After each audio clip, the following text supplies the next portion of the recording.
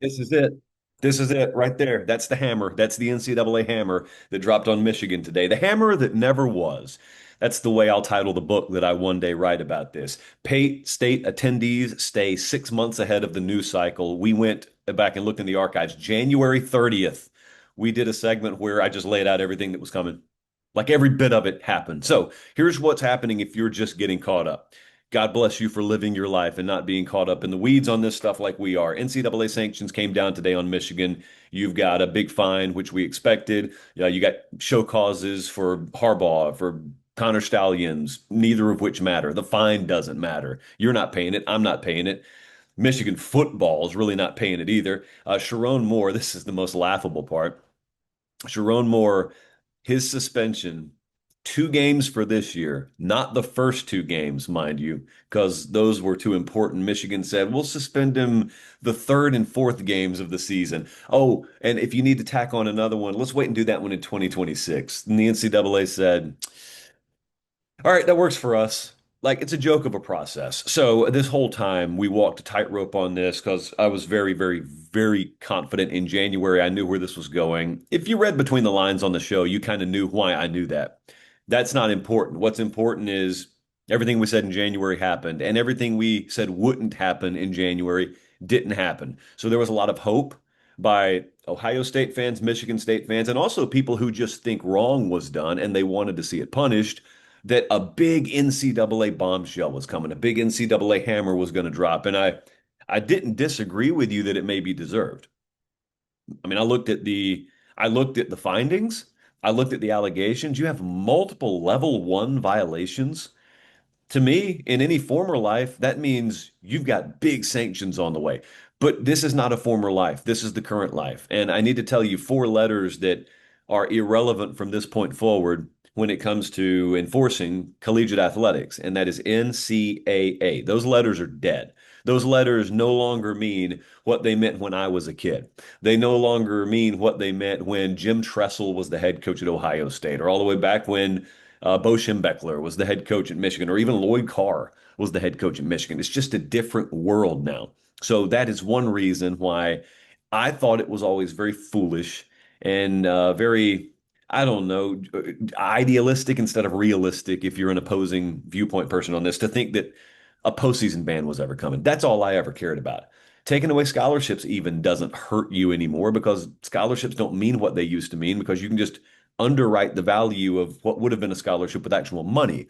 So what you got to do to really punish a school is you got to take a crowbar and you got to swing it at their shins. And the shins of a program is their ability to play in the postseason.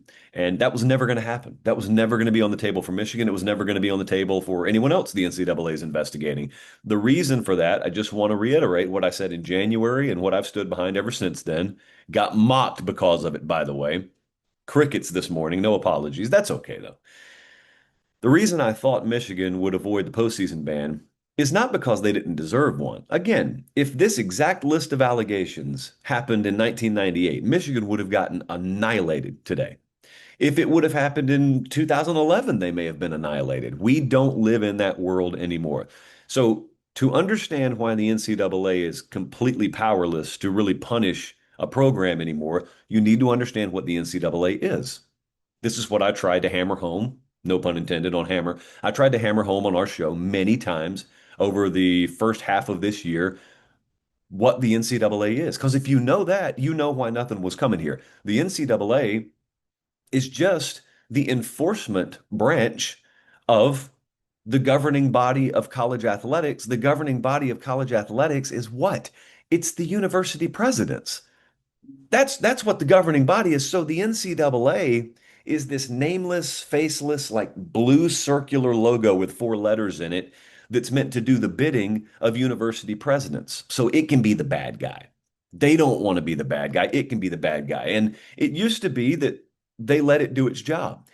But nowadays, when your media rights deals are in the billions of dollars, if you're in a deal with Fox or in a deal with CBS or in a deal with ESPN or NBC or all of the above, you do not enter into those kinds of media rights deals at that altitude, sign the check, Have that media partner pay you billions of dollars, and then in return, allow your own enforcement mechanism that you control to damage the viewership viability of one of your assets.